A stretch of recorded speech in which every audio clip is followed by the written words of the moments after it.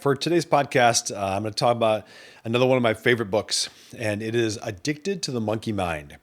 And so it's kind of a psychological book. And many people might think, well, that's not really a leadership book. Oh, yes, it is. Because we have to fight the monkey mind as leaders all the time.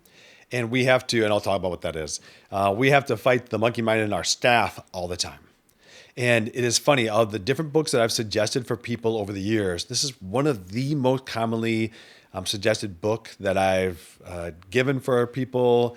It is just awesome. It is life changing if you really, really listen to it and take its lessons in. So now let's talk about it. What is the monkey mind? The monkey mind is the reactive, fear-driven voice in our head, and we all have it. So we have it in different ways. And, again, you might think, oh, no, I don't have that in my head. Oh, you know what? Unless you've reached every goal that you wanted, unless you've never really had something that you didn't achieve that you wanted to achieve, you probably have, as a leader, had monkey mind. And some of us have big time monkey mind. The key is, if you've got a voice in your head, a conversation going on in your head, all right, as you're talking to other people or just, throughout the day, that is probably your monkey mind. And the key is, if the voice is negative, if it's fear driven, if it's reactive, it's a monkey mind. The flip side, which I'll talk about here in a minute, is going to be the observing mind, all right, that Benoit talks about. Again, JF Benoit is the author. The key is, as leaders, we have to recognize that internal chatter, all right, that's in our head, because it does not help us. It does not serve us. We need to make sure that we are self-aware enough that we can recognize when we have monkey mind going on, that we can then use a process, which this book is so good about, of the observing mind talking to us logically to help us to shift away from our fear, right? How we're being triggered. Because what happens is that, and I don't even know if this part is in the book, but we get amygdala hijacked. Our emotion center gets hijacked. And all we do is feel. And almost always, if the monkey mind's talking, those feelings are fear and shame and guilt and all these negative things. And it limits us. It stops us from being the person we want to be and the leader that we want to be. So we need to be self-aware, all right, of when this monkey mind is talking, because it is not helping us, all right? I think that what's great is that self-awareness helps us to be more intentional as leaders. That's what we want to be. We want to be intentional in the impact we're having on other people. We want to be intentional in the success we're creating for our company. We want to be intentional on being happy during the day, all right? And the monkey mind stops us from all of those things, all right? What we want to do is we want to recognize that the monkey mind is all about chaos. The monkey mind is all about control. The monkey mind tells you, oh, you should be able to control this and control that. And anytime that there's not control, that's bad. And realistically, hopefully most of us understand we don't actually have that much control of our lives most of the time. I'm sure that I definitely can tell you, I have had times where it's like, wow, life just, takes a sharp left turn. And that's okay, right? Our observing mind will tell us, hey, you know what? Okay, something new just happened. Let's roll with it. Let's figure out how we create success now with this new tangent that we're taking, all right? That tangent might not be one that we wanted. I don't care. Follow it. Go with it. As long as you're still going to reach your vision, all right? As long as you understand that you're not letting your monkey mind, your negativity, basically derail you, right? The observing mind is like your inner coach, right? The observing mind is the positive, optimistic, grounded, compassionate part of your brain. It's the thing that tells you, hey, you know what? It's okay. It's okay not to have full control over this thing. It's okay that this hard thing happened.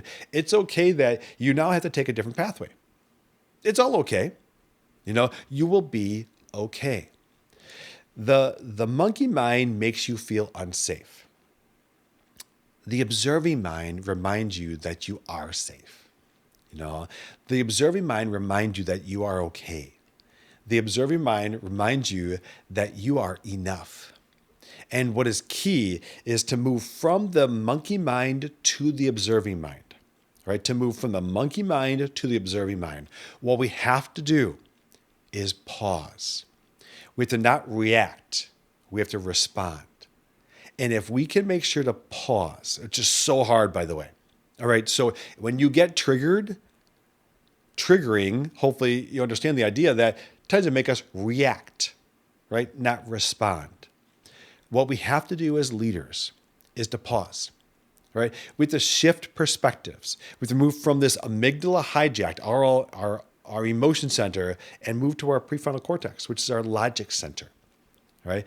During stress, during conflict, we need to make sure that we try as much as we possibly can, all right, to think, wow, all these emotions, they are not helping me, right?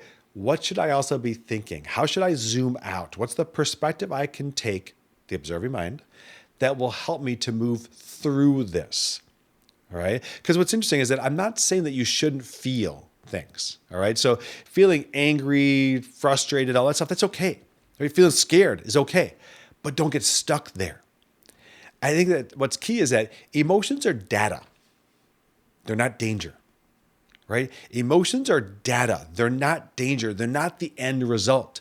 Because I can take this data and I can use my observing mind to analyze the data. I can use the things that are happening in my life as growth.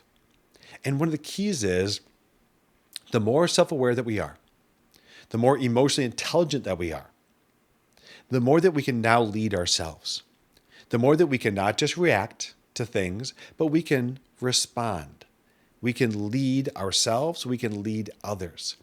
Because as a person, as a leader, the more reactive that you are, the less successful you'll be. The more responsive that you are, the more thoughtful, all right, intelligent, thoughtful that you are, the better you are.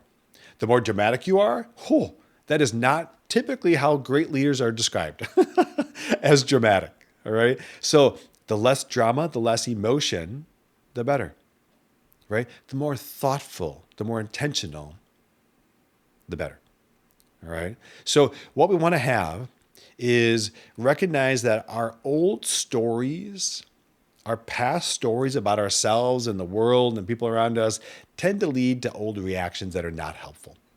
All right. How we've been hurt in our past tends to then create our stories. And if these stories are not positive, then we project them onto other people. Right? We have to challenge our stories. We have to challenge our limiting beliefs. We have to challenge that silly, stupid, frustrating monkey mind. Right? The more that we can use the observing mind to help us, right, in our relationships at home, in our relationships at work, wherever, the more successful that we will all be. So, man, if you get a chance to read this book, Addicted to the Monkey Mind by JF Benoit, it's so, so great. By the way, Benoit is spelled Benoist. All right, JF. I think it's James Francis or something like that. So get a chance to read the book. I am going to be, again, giving away sets of 5 books of my favorite leadership books. And if you want to sign up for possibly getting those books for free, let me know, and I'll be happy to send you the information. Thanks. Take care.